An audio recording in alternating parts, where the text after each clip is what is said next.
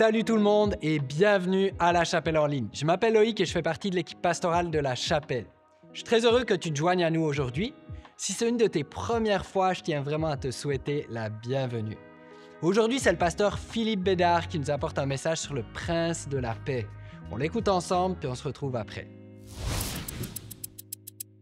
J'aimerais qu'on fasse juste accueillir les personnes qui vont nous regarder en ligne. Est-ce qu'on peut juste leur donner une main d'acclamation? Parce que... Yes. Espérons qu'ils l'entendent au travers du micro. Mais on est vraiment... on est une famille, l'Église. On est une famille. Et que ce soit ceux qui sont ici ce soir ou les personnes qui vont nous regarder en ligne, on est tous un en Jésus-Christ. Amen.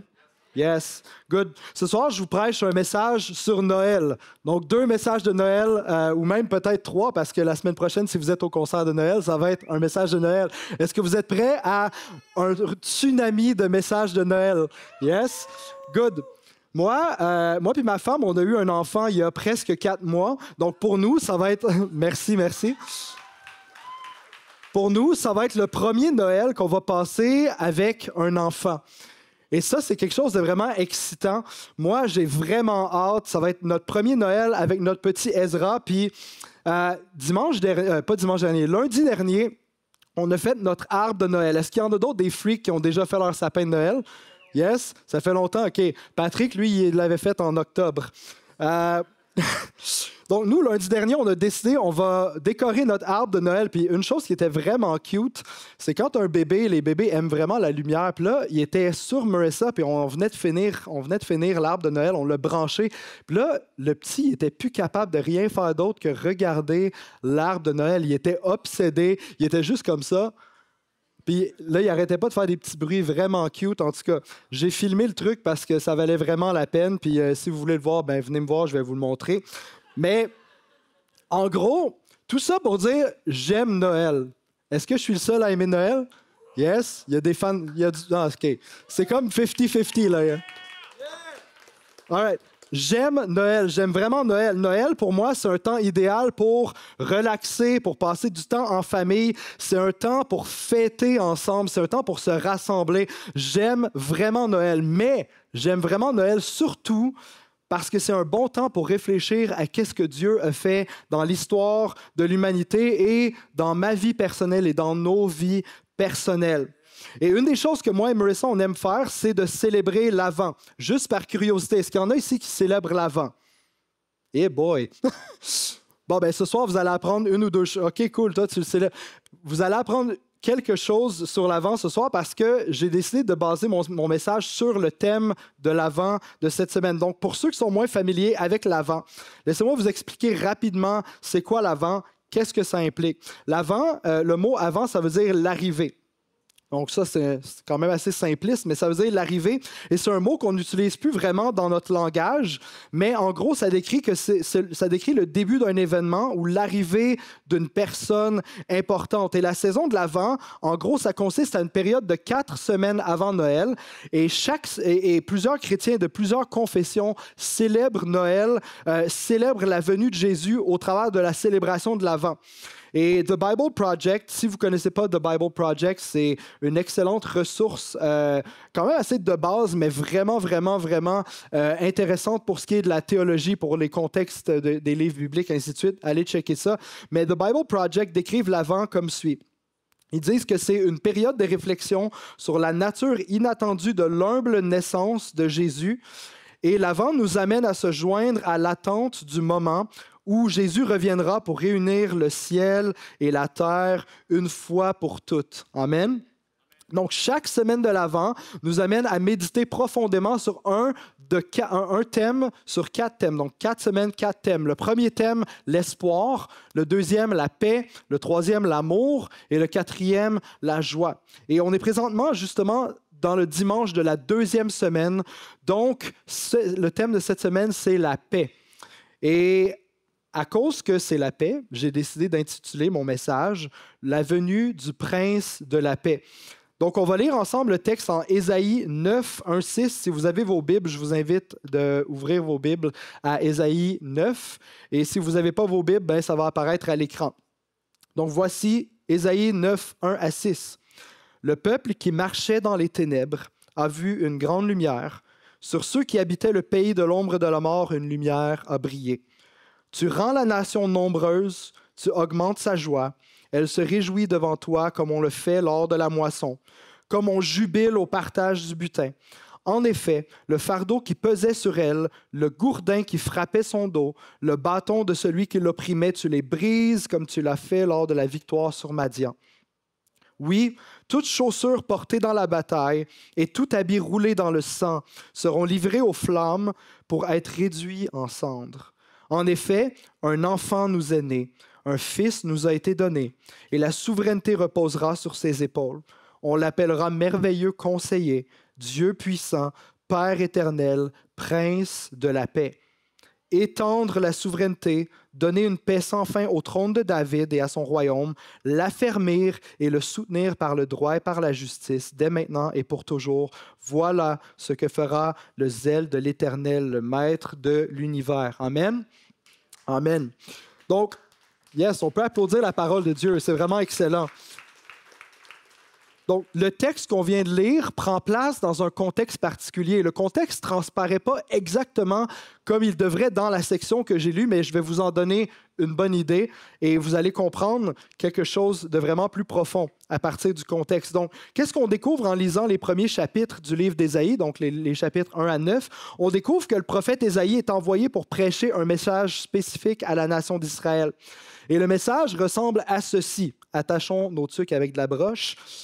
Parce que vous êtes rebelles, idolâtres, et parce que vous ne pratiquez pas la justice, les Assyriens vont venir vous faire la guerre et vont capturer la cité dont Dieu a dit elle ne tombera jamais, la cité de Jérusalem. Donc, le message d'Ésaïe, pourquoi il était détesté, c'est qu'il était en train de dire les Assyriens s'en viennent, ils vont faire la guerre à Israël et à Jérusalem, et ils vont prendre la cité que Dieu avait dit qu'elle ne tomberait jamais aux mains des nations païennes. Donc, comme vous pouvez vous en imaginer, Ésaïe n'était pas nécessairement un prophète très populaire, si on veut. Dieu envoie Ésaïe pour dire au peuple, en gros, que son jugement va tomber sur eux et que son jugement, en fait, va être comme un feu purificateur sur la nation d'Israël. Mais même si le message du prophète semble assez pessimiste, assez dur, assez rempli de jugement, il y a quelque chose de vraiment spécial, et c'est que ce message de jugement-là est entremêlé de promesses et d'une lueur d'espoir. Voici, c'est quoi la lueur d'espoir et la promesse? C'est qu'après le jugement, un nouveau royaume va émerger, dont une des caractéristiques principales sera que ce royaume-là va être caractérisé par une paix qui va être durable. Ce royaume-là va être dirigé par un roi qui est descendant de la lignée royale de David. Et ce roi-là va libérer le peuple de l'oppression de ses ennemis qui vont être exilés par les Assyriens, ensuite les Babyloniens et ainsi de suite. Et ça va être un royaume avec une paix qui est durable. Malgré le jugement, Dieu ne laisse pas son peuple. Malgré le jugement, Dieu promet qu'il va envoyer un sauveur pour son peuple. Et c'est cette promesse-là qu'on lit dans Ésaïe 9, 1 à 6. C'est la promesse que dans la sombre réalité de l'exil, de la guerre, de l'oppression, de la douleur, des souffrances, Dieu va envoyer un sauveur. Amen. Donc, Dieu va sauver son peuple et faire lever un nouveau jour sur lui. Et le texte qu'on a lu en Ésaïe 9 décrit ce futur roi sauveur et lui donne plusieurs titres. Donc, il est l'admirable. Là, c'est sûr que le mot n'est pas exactement bien traduit, mais en fait, le mot grec, ça veut dire un miracle. Il va être un signe, il va être un miracle. Conseiller, Dieu puissant, Père éternel et surtout, celui qui m'intéresse aujourd'hui, c'est Prince de la paix. Donc, en lien avec le thème de l'Avent, je veux me concentrer sur ce titre-là qui est Prince de la paix. En français et en anglais, quand on entend le mot paix, on pense souvent à deux choses particulières, right? On va voir si c'est la même chose pour vous. La paix, selon nous, c'est souvent un état où l'absence de conflit entre des personnes, donc l'absence de conflit entre moi et une autre personne, ou l'absence de conflit sur la scène internationale. Et l'autre chose, c'est on dit souvent ça, « Ah, je me sens en paix ». C'est un état un peu émotionnel, affectif de « Ah, je suis en paix ». tout va bien, ainsi de suite. Et ces choses-là, ces interprétations-là, ne sont pas nécessairement mauvaises, mais je pense qu'ils cachent un peu ou ils ne donnent pas justice à 100% au concept biblique de la paix qu'on lit en Ésaïe. Et Ésaïe, là, est-ce que vous êtes prêts à apprendre un peu d'hébreu? Yes. En tout cas, j'espère que ça va apparaître sur la slide en arrière. Mais Ésaïe appelle le Messie, est-ce qu'on peut mettre la slide? Sar Shalom. OK? Est-ce que vous pouvez répéter ça? Sar Shalom. Amen. Voilà. Donc, Ésaïe appelle le Messie ou le futur roi Sar Shalom. Et en gros, la traduction, c'est le prince ou le souverain de la paix. À la base, le Shalom, ça veut dire un état complet, la perfection, le bien-être ou la paix. Et ça peut se référer soit à un objet, à une situation ou au bien-être d'une personne. Donc, je vous donne un exemple quand même assez anodin, un peu drôle aussi. Chez moi, j'ai une bibliothèque de chez Ikea. Est-ce qu'il y en a d'autres qui ont des meubles Ikea chez eux? Yes, on est tous dans le même bateau, on va se comprendre.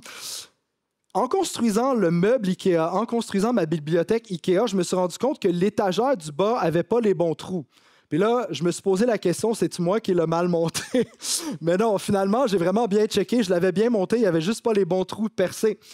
Ça arrive jamais, ce genre d'affaire-là, avec les meubles Ikea, right? Non? OK. Je pense qu'il y en a d'autres qui ont eu la même expérience que moi.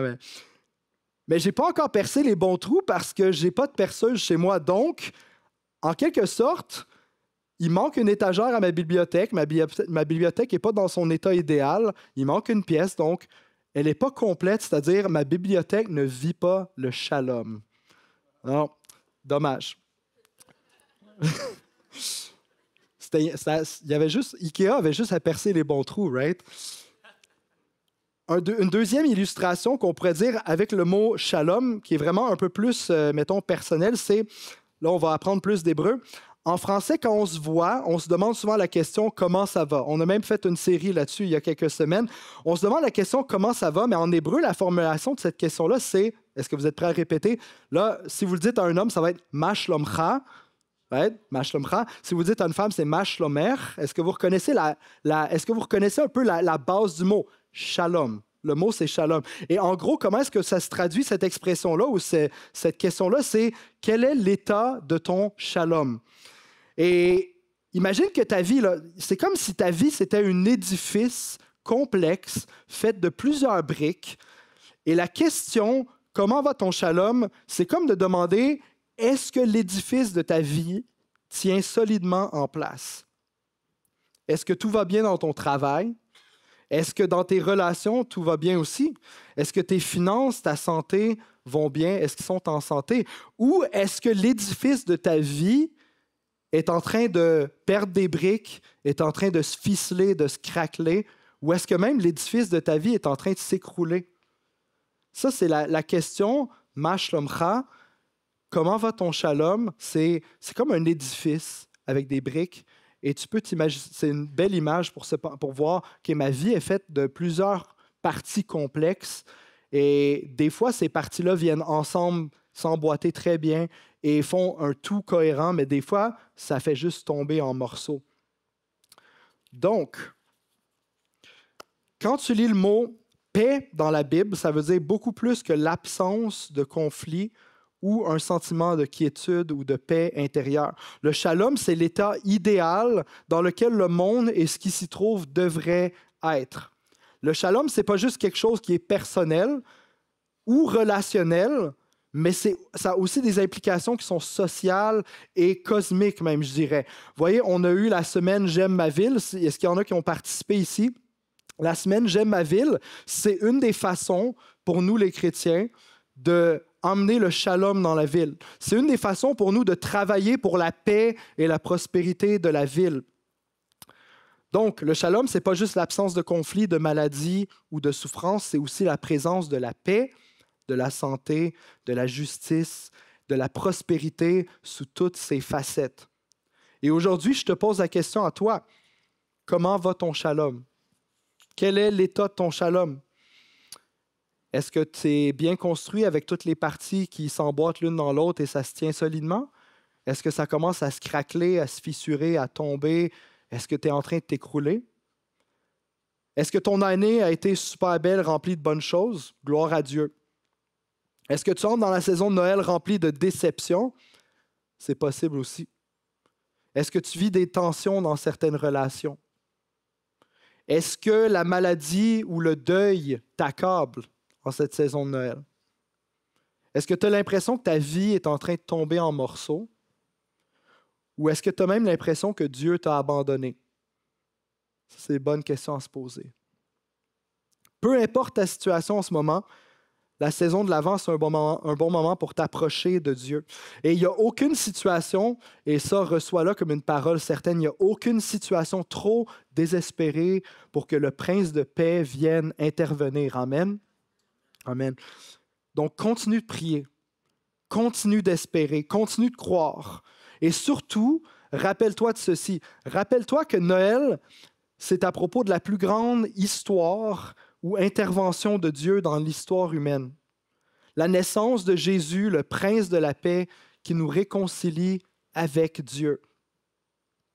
À la naissance de Jésus, proche de la ville dans la ville de Bethléem, mais proche de la ville de Bethléem, il y avait des bergers dans les champs. Et alors que ces bergers-là prenaient soin de leurs troupeaux, les emmenaient manger et tout, la Bible raconte qu'il y a un ange qui est apparu à ces bergers-là et que la gloire de Dieu resplendit autour d'eux. Moi, quand je lis ça, je me dis, mais qu'est-ce qu'ils avaient mangé pour souper, ces bergers-là? Mais portons attention à ce que l'ange dit aux bergers. Luc 2, 10, 14, l'ange dit aux bergers, « Soyez sans crainte, car je vous annonce la bonne nouvelle d'une grande joie qui sera pour vous et pour tout le peuple.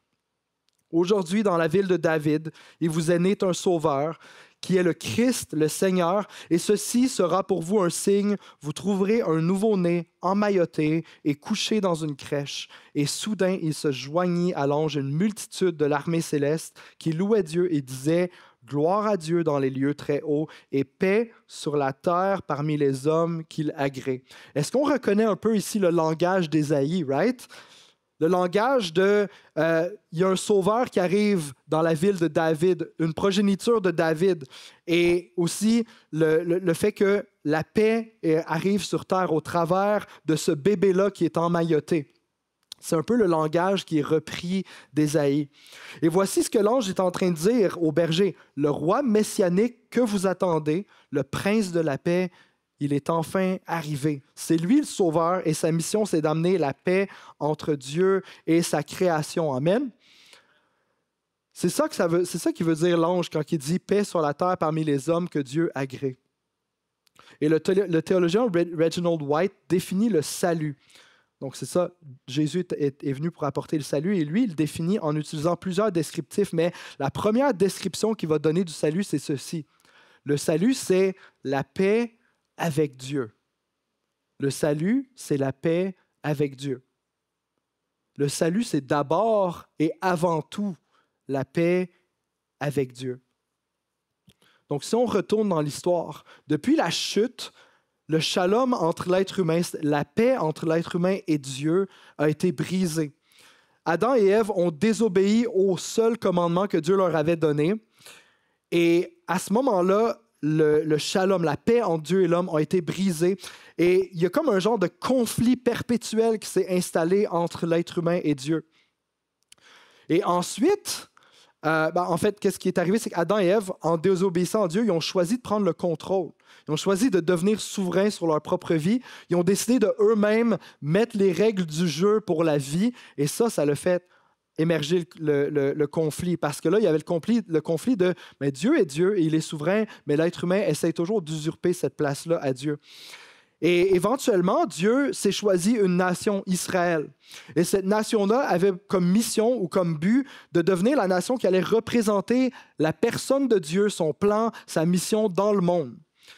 Et comme on peut le lire dans l'Ancien Testament, je ne sais pas s'il y a des lecteurs de l'Ancien Testament ici, mais si vous lisez le narratif de l'Ancien Testament, plusieurs fois, sans arrêt, Israël désobéit à Dieu, Israël se rebelle contre Dieu, Israël s'éloigne de Dieu et s'attache à des idoles, à des cultes vains d'idoles. Et ça fait juste perpétuer le conflit entre l'humanité et Dieu. Mais l'histoire de Noël, la Vierge qui donne naissance à un fils dans une étable, et ce fils-là qui vient de la lignée de David et qui porte le titre Prince de la paix, c'est la solution que Dieu a utilisée pour réconcilier le monde avec lui-même. L'apôtre Paul va écrire en 2 Corinthiens 5, 17 à 19, ça va apparaître à l'écran. « Si quelqu'un est en Christ, il est une nouvelle créature. Les choses anciennes sont passées. Voici, toutes choses sont devenues nouvelles. Et tout cela vient de Dieu qui nous a réconciliés avec lui par Christ et nous a donné le service de la réconciliation. Car Dieu était en Christ, réconciliant le monde avec lui-même, sans tenir compte aux hommes de leurs fautes, et il a mis en nous la parole de réconciliation. » C'est ça le vrai sens de Noël. C'est ça le vrai sens de Noël. À Noël, on célèbre la venue de celui qui nous réconcilie avec Dieu. Celui qui a fait la paix entre l'humanité et entre Dieu. Celui qui a défait le conflit cosmique entre l'être humain et Dieu. On célèbre le fait que Dieu n'a pas attendu qu'on soit parfait et sans faute, mais qui s'est incarné dans la personne de Jésus, un bébé vulnérable, sans défense, dans une mangeoire. Il a expérimenté tout le poids de la souffrance humaine, mais il n'a pas succombé au péché. Il a mené une vie parfaite. Et éventuellement, il a été crucifié par les siens parce qu'il challengeait, il défiait le statu quo religieux, social et politique de son époque. Dieu a fait tout ça en la personne de Jésus pour nous réconcilier avec lui-même. Et c'est pour ça qu'on appelle Jésus le prince de la paix. Amen. On l'appelle le prince de la paix parce qu'il a fait la plus grande œuvre de réconciliation qu'on ne pouvait pas arriver à faire par nous-mêmes. Il nous a réconciliés avec Dieu. Peut-être que tu es ici ce soir pour une des premières fois. Et si c'est le cas, je t'encourage à méditer là-dessus. Noël, peut-être que pour toi, ça a toujours été juste des sapins et des cadeaux. Peut-être que ça a toujours été l'occasion de faire un souper de famille une fois par année. Peut-être plusieurs fois par année, mais on sait tous qu'au Québec, on ne voit pas nos familles trop souvent. Je ris, mais je ris jaune. Mais Noël, c'est pas juste le sapin. Noël, c'est pas juste les cadeaux, puis c'est pas juste une occasion de faire un souper de famille. Noël, c'est Dieu qui t'a offert à toi le plus beau cadeau qui pouvait être offert à un être humain. La possibilité d'être réconcilié avec celui qui t'a créé. Et de découvrir aussi par le fait même la raison de ton existence. Et ce soir, si tu es là pour une des premières fois, la question c'est, mais est-ce que tu vas accepter ce cadeau-là? Ou est-ce que tu vas repartir d'ici les mains vides en disant, j'ai pas besoin de ça, ce Jésus-là, whatever. Est-ce que tu vas repartir les mains vides ou est-ce que tu vas repartir avec ce message-là dans ton cœur, avec une vie nouvelle? Et je te promets, pour l'avoir vécu moi-même, je te promets que ta vie va être transformée du jour au lendemain. Peut-être pas, tu vas peut-être pas devenir parfait, peut-être pas du jour au lendemain, mais au moment où est-ce que tu acceptes Jésus-Christ, il envoie son esprit habiter en toi. Tu deviens l'habitation de Dieu, un temple de son esprit. Et Dieu va restaurer ta vie, il va te donner une vie nouvelle, il va te donner un souffle nouveau. Tu vas avoir l'impression et le sentiment que tu passes de la mort à la vie. Et c'est ça le message de Noël. C'est ça le message de Noël. C'est pas tout. Là, vous pensez, OK, là, c'est bon, genre, j'ai compris. Mais c'est pas tout. Le message de Noël, c'est pas juste ça. Le prince de la paix ne fait pas juste nous réconcilier avec Dieu. Ça aurait déjà été assez s'il avait juste fait ça, mais il ne fait pas juste ça. Comme Paul l'a écrit, il nous a aussi donné le service de la réconciliation. En d'autres mots, le ministère de la réconciliation. Il nous ouvre la possibilité et le potentiel d'être réconciliés à notre prochain. Et là, ça va être quand même un peu lourd, qu'est-ce que je vais apporter, donc j'espère que vous êtes prêts. Et j'inviterai mon ami Chris à revenir, s'il te plaît. Donc, à moins que vous ayez vécu en dessous d'une roche ou dans une cave quelque part en Antarctique depuis la dernière année, Vous avez sûrement entendu parler de la guerre qui se passe entre Israël et la Palestine, right? On en a tous entendu parler. Puis là, je ne veux pas du tout rentrer dans les détails politiques du conflit ou quoi que ce soit. Ce n'est pas la place ici. Et franchement, je n'ai pas envie de faire ça à l'Église. Mais j'ai entendu vraiment une histoire qui m'a touché profondément dernièrement. Et cette histoire-là m'a vraiment frappé parce que je me dis, si ça, c'est le genre de choses qui sont possibles en Jésus-Christ, je ne pense pas qu'il y ait grand-chose qui est impossible. Et cette histoire-là, c'est l'histoire d'un homme qui s'appelle Aaron Abrahamson. Aaron a grandi dans une famille juive orthodoxe en Israël, puis un de ses amis les plus proches, un de ses meilleurs amis, maintenant essaye de te mettre dans sa peau, un de ses plus proches amis, alors qu'il était à l'école, plus jeune, s'est fait capturer, s'est fait torturer et s'est fait tuer par des membres du Hamas. Donc, imaginez-vous le traumatisme que ça crée. Et là, je ne veux pas non plus, je ne veux pas downplay, je ne veux pas réduire les traumatismes de l'autre côté. Je fais juste partager cette histoire-là en particulier. Mais il y a eu un traumatisme et cet événement-là a produit la colère et l'amertume dans son cœur envers les Palestiniens et surtout envers Dieu. Il se demandait, mais si Dieu existe, si un Dieu bon existe, comment ça se peut que des choses aussi terribles et ignobles que ça arrivent? Comment ça se peut qu'il y ait des souffrances et des choses atroces comme ça qui arrivent? Et ce questionnement-là l'a emmené, lui qui était un juif orthodoxe pratiquant, à se poser tellement de questions qu'il a été il a été dans l'athéisme, il a été dans le New Age, il a été dans tous les trucs pas possibles, jusqu'au jour où est-ce qu'il a rencontré Jésus. Quelqu'un lui a dit, est-ce que tu as essayé plein d'affaires, Aaron, mais est-ce que tu as essayé de lire le Nouveau Testament? Et là, Aaron a dit, non. Puis là, son ami lui a dit, mais tu devrais. Toi qui es juif, tu vas vraiment te reconnaître dans cette histoire-là. Donc, il s'est dit, OK, j'ai rien à perdre, je vais lire le Nouveau Testament.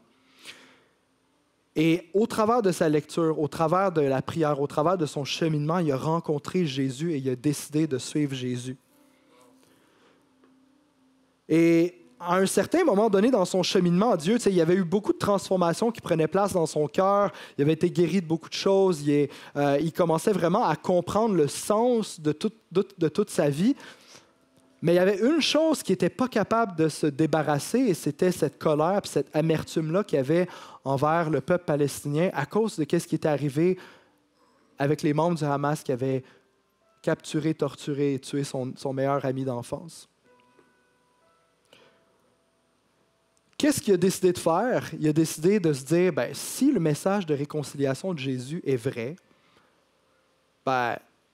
faut que je l'expérimente pour moi-même. Donc, qu'est-ce qu'il a fait? Il a trouvé une église à Jérusalem qui était dirigée par un pasteur arabe palestinien. Et cette église-là était pleine d'anciens musulmans qui avaient eu une rencontre radicale avec Jésus, que leur cœur avait été transformé, qui avaient décidé de suivre Jésus de tout leur cœur. Et il a décidé d'aller faire un tour à cette église-là un dimanche matin, et voici ce qu'il se disait. Ça, c'est ce que lui dit. Si Jésus est vraiment qui il dit être, et si la puissance de la réconciliation qu'on lit dans le Nouveau Testament est vraie, je devrais être capable d'entrer dans cette église-là et d'être accueilli comme un frère. Parce qu'il y a une animosité entre ces deux peuples-là, même des fois parmi les chrétiens. Mais lui, il s'est dit, si le message de réconciliation est vrai, je devrais être capable de rentrer à cette église-là et être considéré comme un frère. Donc, il a été dans les petites rues de l'ancien Jérusalem. J'y ai déjà été, c'est pas très large. Et il a trouvé une porte un peu sombre. Et là, il dit, je me posais la question si j'étais à la bonne place, mais il a rentré pareil. Et en rentrant, le service était déjà commencé. En rentrant, il a mis le pied dans l'église, tout s'est arrêté. Le pasteur a arrêté de prêcher, tous les yeux se sont tournés vers lui. Et le pasteur, qui s'appelle Issam Hussein, lui a demandé, « T'es qui? » Et Aaron a dit, « Bonjour, je m'appelle Aaron, je suis juif et je crois en Jésus. » Et qu'est-ce que le pasteur a fait? Il n'a rien dit, il s'est juste avancé vers lui, il l'a serré fort dans ses bras et il l'a accueilli dans son église. Ensuite, Aaron raconte qu'il a resté tout le long du service et que pendant le moment de louange, il louait Dieu avec ses frères anciens musulmans palestiniens. Il élevait le nom de Jésus. Et alors qu'il faisait ça avec des personnes avec qui il y avait de la haine auparavant, alors qu'il faisait ça, il dit, je sentais le poids de toute la colère et l'amertume tomber sur mes épaules. Je pleurais et je sentais comme si Dieu était d'enlever le lourd fardeau de la haine de mon dos. Ça, c'est le message de la réconciliation.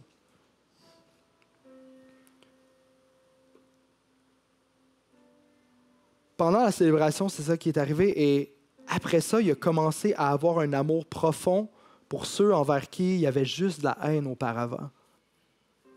Il a commencé à avoir un amour profond pour un peuple qui, avant, il voulait juste rien savoir. Voyez-vous, la paix avec notre prochain, c'est pas quelque chose que Dieu va magiquement accomplir. C'est pas quelque chose qui va juste se produire en un claquement de doigts, puis tout d'un coup, on va être en paix les uns avec les autres. Mais le prince de paix nous lance une invitation. Nous lance une invitation et nous donne la capacité de se réconcilier les uns avec les autres.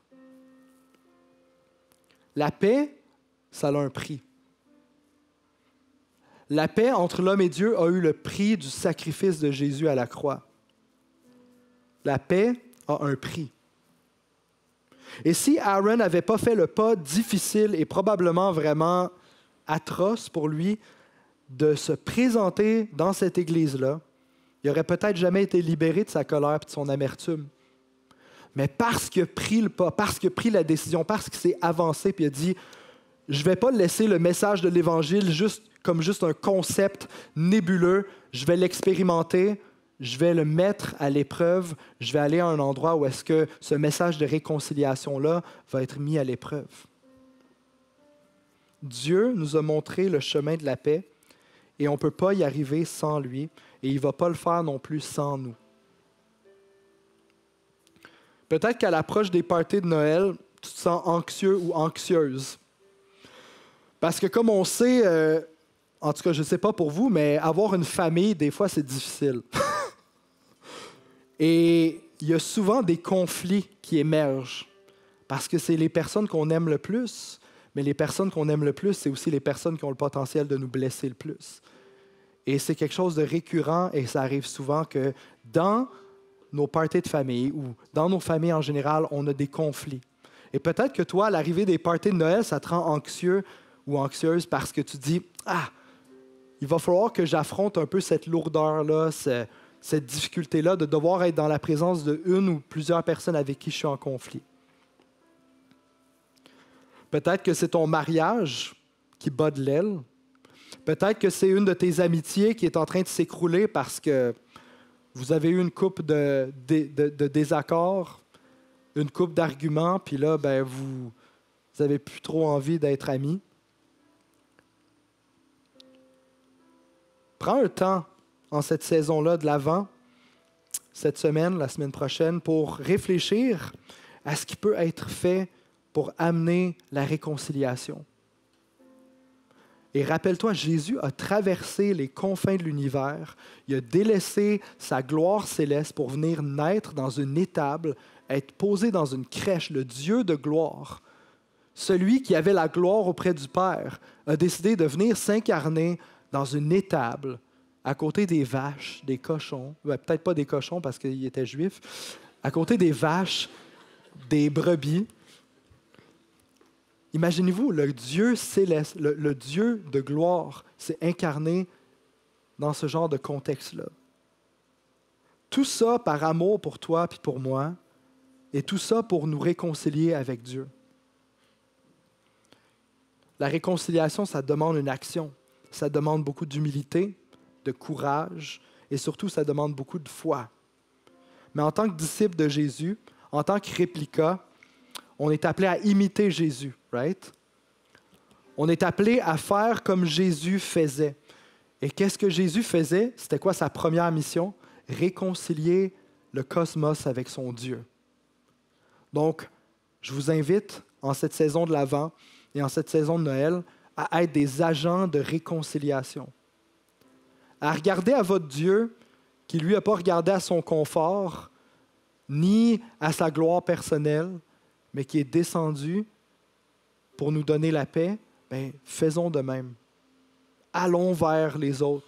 Faisons le premier pas dans la mesure du possible pour réconcilier, pour nous réconcilier. On est appelé à être des gens, des agents de paix et de shalom là où Dieu nous a placés. Donc, comme je disais, la période de l'Avent, c'est le moment idéal pour qu'on se rapproche de Dieu, pour qu'on médite sur ce que Dieu a fait et continue de faire dans nos vies et dans l'histoire humaine. Et le Prince de paix nous a réconciliés avec Dieu et il nous ouvre la voie pour qu'on soit réconciliés avec notre prochain. Son règne, c'est un règne de shalom. Son règne, c'est un règne de paix. C'est un règne qui guérit. C'est un règne qui fait prospérer. Et je ne parle pas de prospérité matérielle ou d'argent, là. Je te parle d'une vraie prospérité, celle de vivre une vie pleine de joie, de paix, d'abondance. Il nous invite à participer activement à son règne de shalom jusqu'à ce qu'il revienne pour faire toutes choses nouvelles, jusqu'à ce qu'il revienne pour rétablir toutes choses. Laissez-moi prier. Laissez-moi prier pour nous. Parce que ce n'est pas un message facile. La partie facile, c'est de se faire dire que Dieu réconcilie le monde avec lui-même. Ça, tu as juste besoin d'accepter le cadeau. Mais le message de réconciliation, d'être un agent de réconciliation, ça, c'est difficile parce que ça demande un sacrifice. Ça demande du courage. Donc, laissez-moi prier pour nous. Seigneur Dieu, je te remercie. Je te remercie que des confins de l'univers, tu es venu t'incarner dans un petit bébé en plein milieu d'une petite ville appelée Bethléem qui n'avait aucune gloire, dans une étable. Tu t'es dépouillé de ta gloire, Seigneur. Tu t'es dépouillé de ta gloire et tu es venu t'incarner dans un bébé pour nous sauver, pour nous réconcilier avec Dieu. Je te prie, Père, qu'on puisse être à l'image de ce Jésus, qu'on puisse être à l'image de ce Jésus, qu'on puisse être des agents, des ministres de la réconciliation, Seigneur. Donne-nous la force. Donne-nous, par la puissance de ton esprit, le courage. Donne-nous l'humilité d'être des agents de réconciliation. Père, je te prie de nous bénir par ta présence en cette saison de Noël. Je te prie de parler à nos cœurs. Je te prie de restaurer ceux qui sont brisés. Je te prie de donner la paix à ceux qui sont dans l'anxiété, dans la crainte, dans la peur, dans le deuil, dans les souffrances. Je te prie que tu puisses étendre ton règne de shalom dans leur vie, Seigneur Dieu. Merci pour tout ce que tu fais. Et à toi revient toute la gloire, au siècle des siècles. Dans le nom de Jésus, j'ai prié. Amen, amen, amen. Est-ce qu'on peut acclamer le nom de Jésus un instant? Amen, amen.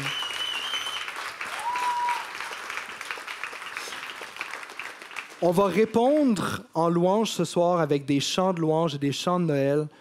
Et ce soir, qu'on puisse vraiment adorer le nom de Jésus de tout notre cœur, de toute notre âme, de toute notre force et de toutes nos pensées. Amen.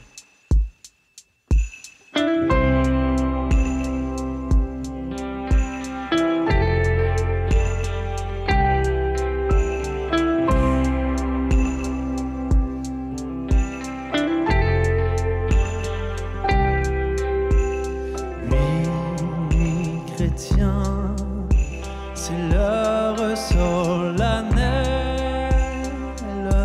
où l'homme Dieu descendit jusqu'à nous pour effacer la tâche originelle et de son Père arrêter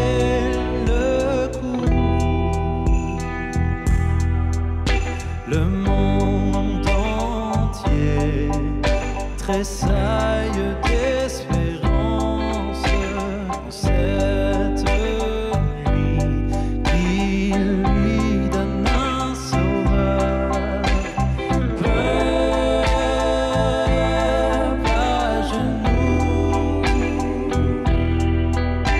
attends ta délivrance.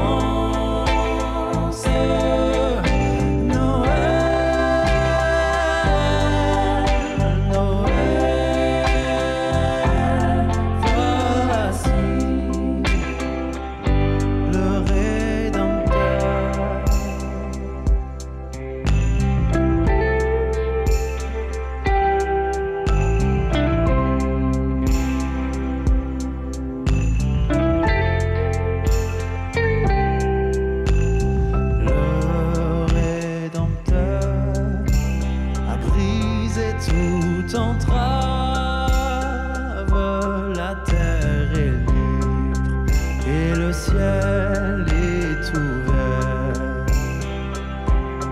Il voit un frère où n'était qu'un esclave, l'amour uni, ce qu'enchaînait le fer. Qu'il lui dira notre reconnaissance.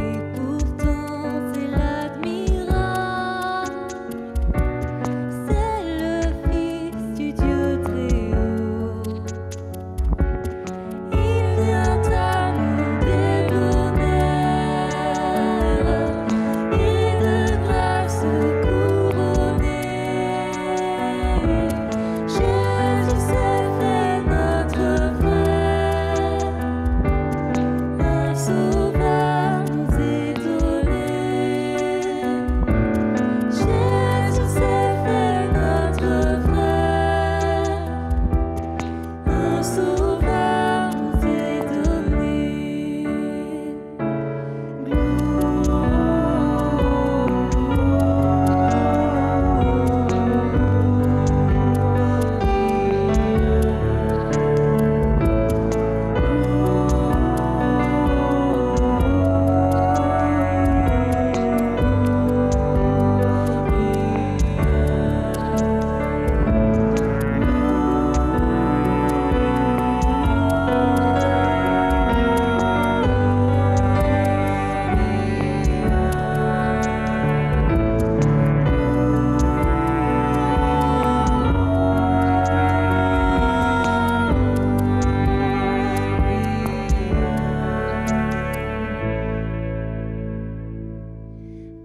Avec vous, bergers et mages, au pied de notre Seigneur, nous déposons nos hommages,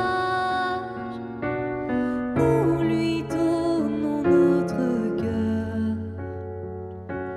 Tout son peuple sur la terre, dit avec nous prosterner. Jésus s'est fait notre frère, un sauveur nous est donné. Jésus s'est fait notre frère, un sauveur nous est donné. Un sauveur nous est donné.